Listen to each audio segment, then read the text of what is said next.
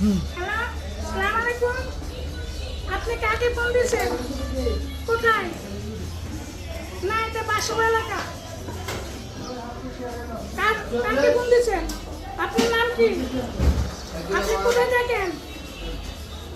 হ্যাঁ, না, গানটা বন্ধ করে আচ্ছা, এটা এটা তো রং নাম্বার।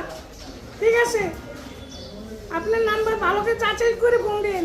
ঠিক আছে, এখন রাখি, আবার দেখা হবে।